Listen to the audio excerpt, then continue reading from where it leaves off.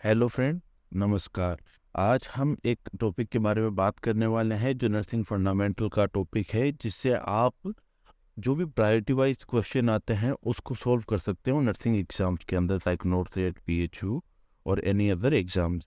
जिसके अंदर हम बात करेंगे जो है बेसिक ह्यूमन नीड थ्योरी के बारे में। वो है जो अब्राहम मास्लो के द्वारा दी हुई गई है, जो एक अमेरिकन साइकोलॉजिस्ट है।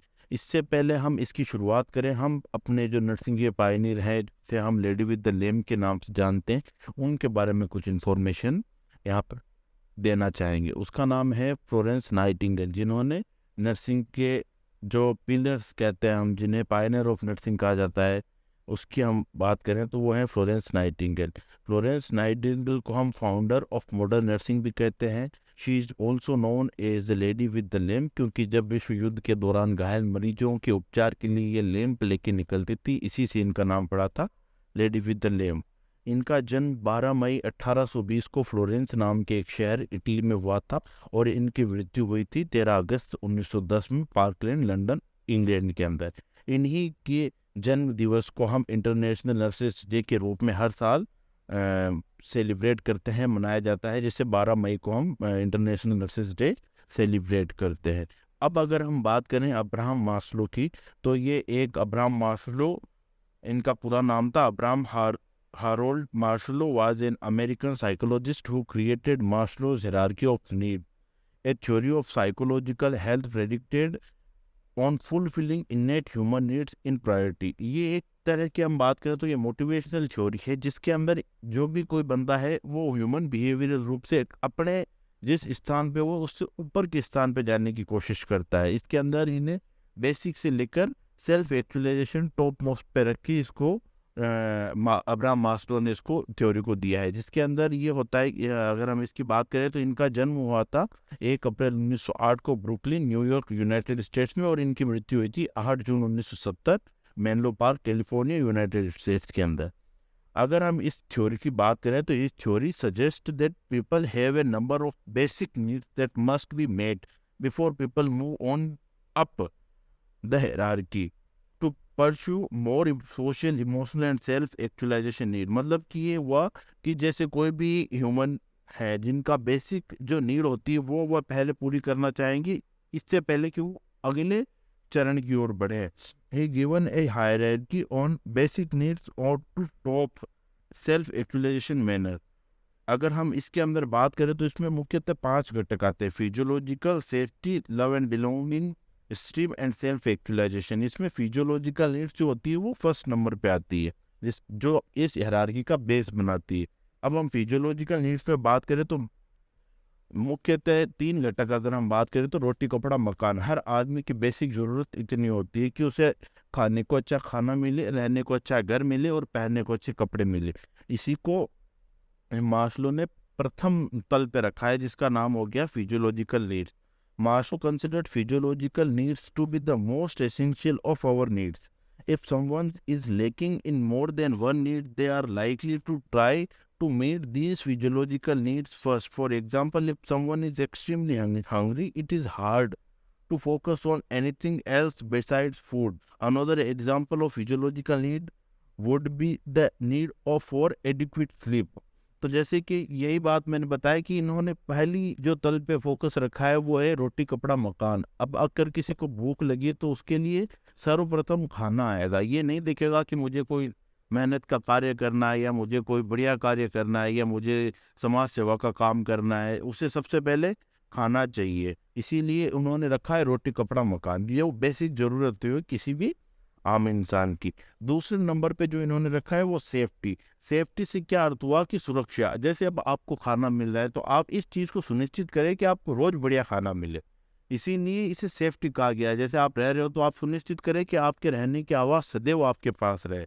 Once people's physiological requirements are met, the next need that arises is a safe environment. Our safety needs are apparent even early in childhood, as children have a need for safe and predictable environment and typically react with fear or anxiety when these are not met. Maslow pointed out that in adults living in developed nations, safety needs are more apparent in emergency situations, example war and disaster. But this need can also explain why we tend to prefer the familiar or why we do things like purchase insurance and contribute to a saving account। जैसे हम हमारे safety के लिए ये सब कुछ करते हैं, जैसे हमारे पास हम फ्यूचर का सोच के हम बचत भी करते हैं, हम हमारी भाई असामयिक मृत्यु हो जाए और तो घर वालों पे कोई फाइनेंशियल बर्डन नहीं आए, इसीलिए हम इंश्योरेंस वगैरह भी खरीदते हैं। ये सारी हम सेफ्टी को लेके करते हैं। तो माफिलो इसमें कहना चाहता है कि दूसरी पंक्ति पे अगर हम चलें तो उसमें ये रहता है कि सेफ्टी और सिक्योरिटी हमारे पास रहे।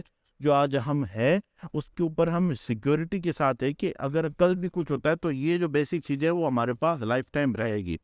अब अगर हम बात करें तो जो तीसरी पंक्ति आती है उसमें मास्लो जो कहना चाहते हैं वो है लव एंड बिलोंगिंग के बारे में, कि जब आपने प्रथम दृष्टिया जो फिजियोलॉजिकल नीड है उसे पूरा कर लिया, अब आपने उसको पूरा कर लिया और ये सेफ्टी और सिक्योरिटी भी अर्जित कर ली कि जो भी नीड्स हैं आपके पास लाइफ टाइम के लिए अचीव कर लिए अब आपने, तब हम देखेंगे लव एंड बिलोंगिंग्स के बारे में कि अपने प्यार और अपने जो भी आसपास में जो भी आपके साथ रहने वाले हैं उनके बारे में। According to Maslow the next need in the hierarchy involves feeling loved and accepted. These needs include both romantic relationship and as well as ties to friends and family members. It also includes our need to feel that we belong to a social group. Importantly, this need encompasses both feeling loved and feeling love towards other। कि भाई इसके अंदर आपको जो अपने relation के बारे में सोचेंगे, आप अपने घर परिवार को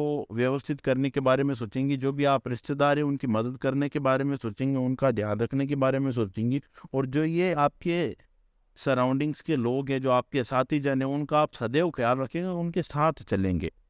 ये आप मास्लो जो है वो तीसरी पंक्ति के अंदर कहना चाहते हैं। चौथी पंक्ति की अगर हम बात करें तो वो होता है स्टीम, सेल्फ स्टीम। जैसे our esteem needs involve the desire to feel good about our self. According to Maslow esteem needs include two components. The first involves feeling self-confidence and feeling good about oneself, and the second component involves feeling valued by others. That is, feeling that our achievements and contribution have been recognized by other people. When people's esteem needs are met, they feel confident and see their contribution and achievements as valuable and important. Self-esteem के अंदर हम ये सोचते हैं कि हमारा जो contribution है समाज के अंदर, जो हम काम कर रहे हैं उसके लिए हमें प्रशंसा मिले, हम उसके लिए अप्रिसिएट किए जाए, इसके बारे में हम सोचते हैं। और हम हमारे बारे में अच्छा फील करते हैं कि हम अगर किसी के काम आए या किसी की हेल्प करें या हम कहीं समाज के अंदर कंट्रीब्यूट करें तो इससे हमें एक अच्छी फीलिंग आती है। इसके बारे में सेल्फ इस्टीम के बारे में, आत्मसम्मान की अगर हम बात करें तो उसके बारे में ये बात कही जा रही है। अब अगर हम बात करें पांचवी पंक्ति के बारे में, पांचवें पॉइंट के बारे में, जिसके अंदर मास्लो कहना चाहता है self actualisation. Self actualisation refer to feeling fulfilled और feeling that we are living up to our potential. One unique feature of self actualisation is that it looks different for everyone. For one person, self-actualization might involve helping others. For another person, it might involve achievement in an artistic or creative field. Essentially, self-actualization means feeling that we are doing what we believe we are meant to do. हमने जब सब प्राप्त कर लिया है तो अब हमारा आकर्षण जो होगा, या तो जैसे अब हम समाज सेवा करेंगे, जो हमारी हॉबीज़ होती हैं उन्हें हम परस्यू करेंगे। जैसे किसी को गाने गाना अच्छा लगता है तो वो गाने गाएगा, क्योंकि अब आपके पास सारी जो बेसिक नीड्स है, जो भी आपको समाज के अंदर रेपुटेशन चाहिए तो वो सब मिल चुका है, रिकॉग्निशन मिल चुका है, स्टीम सेल्फ स्टीम आपकी अच्छी हो चुकी है। अब आप इस चीज़ के बाद कि जो भी अब आपको, जैसे आपका पसंदीदा गाना गाना हो गया, या किसी के समाज सेवा का काम हो गया, या फिर किसी समाज में आपको कुछ इवेंट ऑर्गेनाइज करना है, या कोई बड़ी मास ड्राइव आपको ऑर्गेनाइज करनी है, तो ये सारे कार्य जो होते हैं वो सेल्फ एक्चुअलाइजेशन में किए जाते हैं। ये जो सब्जेक्ट है, ये जो टॉपिक है नर्सिंग फंडामेंटल, इसके अंदर अगर आप देखें तो सबसे ज़्यादा प्रायोरिटी वाइज क्वेश्चंस आते हैं। इसमें आप इसी थ्योरी के सिद्धांत और इसी थ्योरी के बेसिस पे आप मैक्सिमम क्वेश्चंस अटेम्प्ट कर सकते हैं, और ये आपके लिए काफ़ी फ़ायदेमंद होगा क्वेश्चंस को सही करने के अंदर। इस कि हम जल्द ही MCQ सेशन भी हम करेंगे, जिसके अंदर हम मल्टीपल क्वेश्चंस जो आते हैं बेसिक नीड्स के ऊपर से, उनको हम कवर करेंगे, और कैसे उन्हें प्रायोरिटी वाइज हमें आंसर करना है, उनका सही उत्तर हमें कैसे देना है, ये भी हम सीखेंगे। अभी के लिए धन्यवाद। हमारे चैनल को लाइक, शेयर और सब्सक्राइब जरूर करें। Thank you.